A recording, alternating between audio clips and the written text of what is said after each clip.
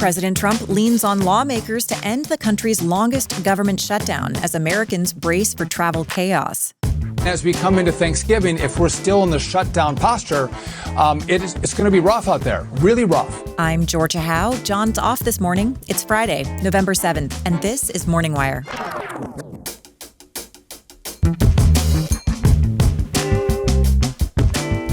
I want you, my fellow San Franciscans, to be the first to know. I will not be seeking re-election to Congress. Democrat leader Nancy Pelosi finally hangs it up after decades of pushing a progressive agenda in the halls of Congress. And Border Patrol sets a new record for illegal crossings. For the first time in my career, we're actually seeing a whole-of-government approach. Thanks for waking up with Morning Wire. Stay tuned. We have the news you need to know. I don't know about you, but I'm always looking for ways to get more fruits and vegetables into my day. That's why Balance of Nature fruit and veggie supplements have become a part of my daily routine.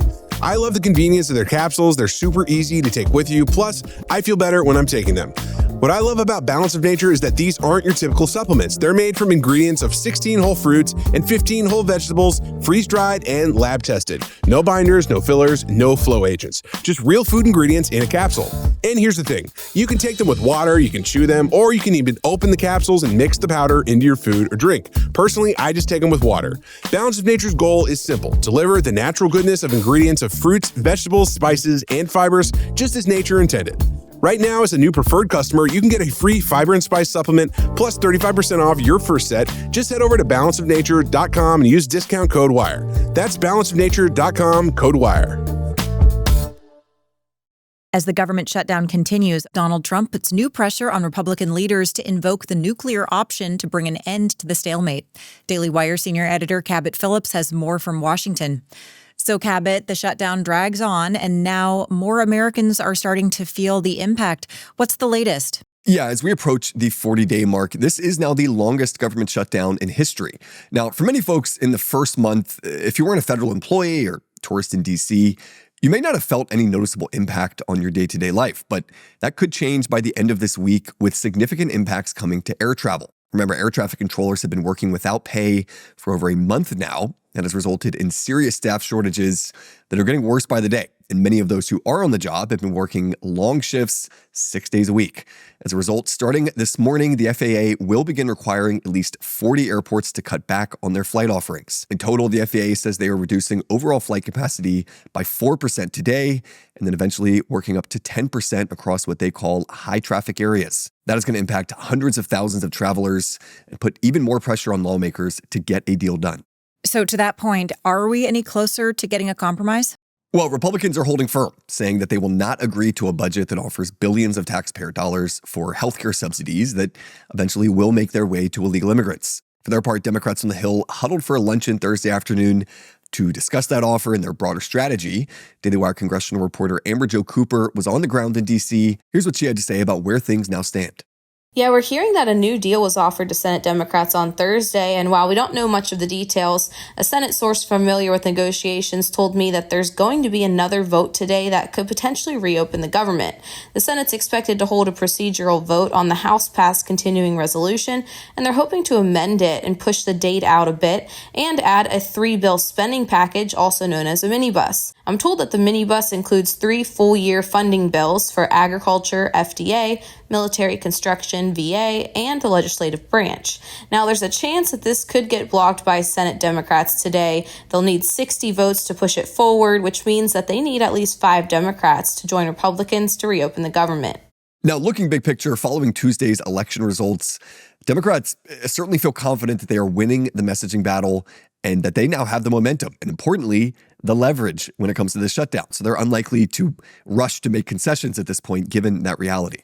Now, let's talk about President Trump. He's been weighing in recently. Where does he stand on all this?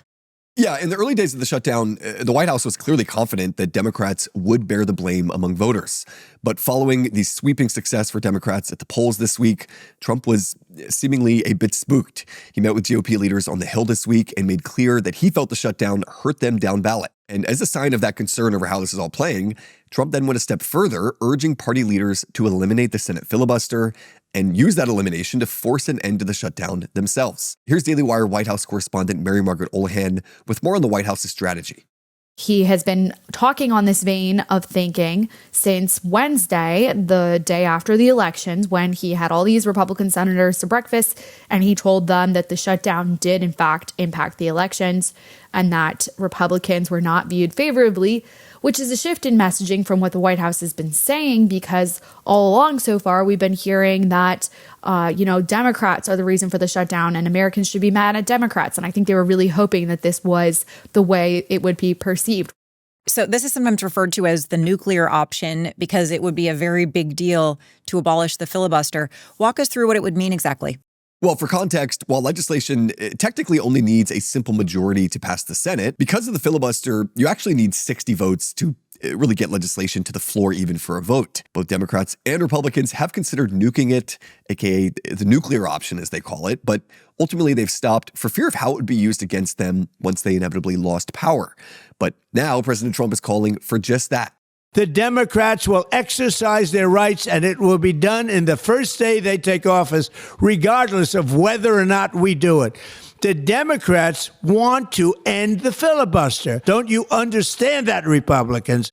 Now, at the moment, a number of Republicans in the Senate have come out publicly saying that they will never vote to end the filibuster. But we'll see if that changes as Trump continues his pressure campaign and this shutdown drags on. Well, it would be a major change to how American politics proceeds. Cabot, thanks for reporting. Absolutely. You know that nagging feeling about the doctor's appointment you've been putting off forever? Maybe it's a dentist cleaning that you're now 6 months overdue for, or the annual checkup that somehow turned into a 3-year gap. With ZocDoc, you can find and book the right doctor entirely online, and honestly, you'll probably have an appointment scheduled before the end of this ad. Finding the right doctor used to be such a hassle, but ZocDoc has really changed the game. ZocDoc is a free app and website where you can search and compare high-quality in-network doctors and click to instantly book an appointment. They've got over 100,000 doctors across every specialty you can think of: mental health, dental, primary care, urgent care, you name it. The best part is you can filter for exactly what matters. Doctors who take your insurance are nearby and have great ratings from real patients. Once you find someone who looks like a good fit, you can see their actual available slots and book instantly, no more phone tag. Stop putting off those doctor's appointments and go to ZocDoc.com/wire to find and instantly book a top-rated doctor today. That's ZocDoc.com/wire. Again, that's ZocDoc.com/wire today.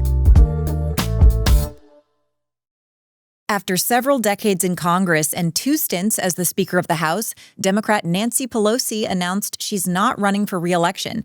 Daily Wire political reporter Cameron Arcand joins us now to discuss. So, Cameron, a major announcement yesterday that we wanted to spend some time today unpacking. Why do you think Nancy Pelosi decided to announce her retirement now?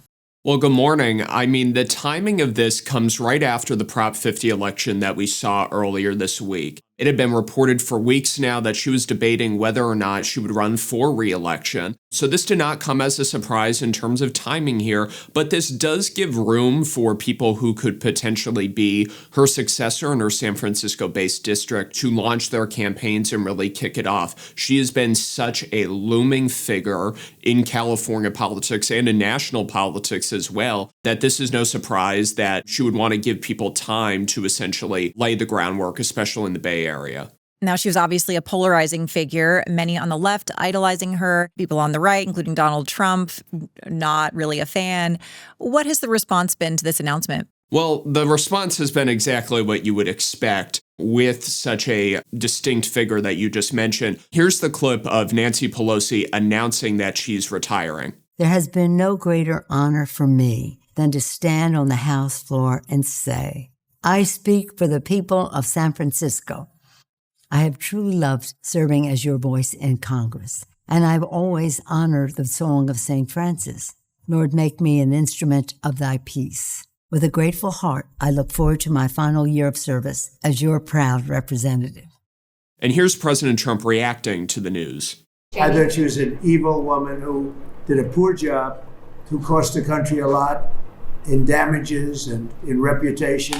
I thought she was terrible. President Trump told Fox News that she had lost the grip on the party over time, which to a degree, this was becoming very notable toward the end of her time that we're seeing here in Congress. Remember some of the divide that she had between her and the squad with AOC and that faction of her political party. Now, Hakeem Jeffries is currently the minority leader, and he has been the one for some time to kind of navigate some of those inner party battles. But Nancy Pelosi has still played a major role in influencing the political scene, not only on Capitol Hill, but also as a whole. Keep in mind, she was the person who behind the scenes was pressuring President Joe Biden back in 2024 to drop out of the race. She was the person orchestrating a lot of that. So she really did play a major role. Now, of course, on the Democratic side in Congress, we're seeing a lot of people share memories of her and just saying that they're going to embrace her last year there. Now, what comes next for her district in San Francisco? Presumably, we will have a progressive come to take her place? Now, that is going to be open season in the Bay Area for her seat. We've already seen people like California State Senator Scott Wiener, who is a major socially progressive activist in the Bay Area, jump in. We've seen AOC's former chief of staff. We've also seen some hints that her daughter, Christine Pelosi, has been floated as a pick. I was reading that in The Hill today. I've also seen Pelosi also potentially maybe looking at a San Francisco County supervisor, potentially be tapped to be her successor as well. I'd really be keeping a close eye on what the tech world is doing, and also who people like Governor Gavin Newsom and former Vice President Kamala Harris would endorse in this race. Well, no doubt it's an end of an era. Truly. And I mean, I think what we're going to see now is this passing of the torch in the Democratic Party. We saw it last year with the 2024 election, Biden passing it off to Kamala Harris for the nomination. We're soon going to see that in the House, even more obviously so, because Pelosi has been there still, even with Jeffries at the helm. And we'll see how her influence, being removed from the Capitol in a very direct way, will be influencing the party for years to come. All right. Well, Cameron, thank you so much for reporting. Thank you. Federal border authorities saw another month of historic lows at the border. For more on what's driving down illegal crossings is Daily Wire immigration reporter Jenny Terr. So, Jenny, we're now 9 months since Inauguration Day. What do things look like at the border? Right now, it's a complete difference from what we saw under the Biden administration. Right now, we just saw the lowest October on record of illegal crossings, with just 30,000 of those. I just spoke with Border Patrol Chief Mike Banks about this. He said that they're seeing real success at the border, and that it really shows that while there was a lot of talk about Congress needing to act, it really happened with just a stroke of a pen when President Trump came into office again. He also said that while we haven't yet achieved operational control at the border, we're much closer than we've ever been. Listen to what he had to say. You know, people ask me all the time, and I will tell you, 2 days ago, 100 people crossed the border, 102 to be exact. Take that down from 10 to 12,000 a day, during the prior administration. I understand that is not operational control. Operational control is going to be when we can apprehend anything that enters this country and have zero gotaways. And we are closer than we've ever been, but we're not even close to being done. Counter to all the rhetoric that we heard for 4 years saying that there had to be new laws passed, not one single new law has been passed regarding immigration, and not one single dime of new money had been given to the United States Border Patrol. And look what we've done in 9 months. Meanwhile, Border Patrol agents are back on the front lines of the border and doing the jobs that they've wanted to do. And they're also now freed up to help ICE across the country with mass deportation raids. Now, I'm glad you brought up deportation raids, because I know you spoke with an ICE agent this morning who was attacked by an illegal immigrant while he was assisting on an arrest in Texas. What did he say? Right. So this is just one agent as part of that 1,000% increase in assaults that we've talked about here many times as part of the Trump administration's effort. This is just coincided. It's been a dueling crisis that they're trying to crack down on illegal immigration, but they've found that they are encountering more brazen targets and, of course, rioters and agitators who are trying to seize on this moment. So the agent I spoke with just recently was attacked by an illegal immigrant. He had multiple convictions. He sexually assaulted a child, had multiple DUIs, convicted for child fondling. He also illegally re-entered the United States at a point. This illegal immigrant tried to run from the officer, and what ended up happening is he really tried to fend him off and did so with the strength of a metal coffee cup that was full of hot coffee that he threw at the officer. That led to about 13 stitches in his upper lip. I saw what it looked like. It was basically cut in half.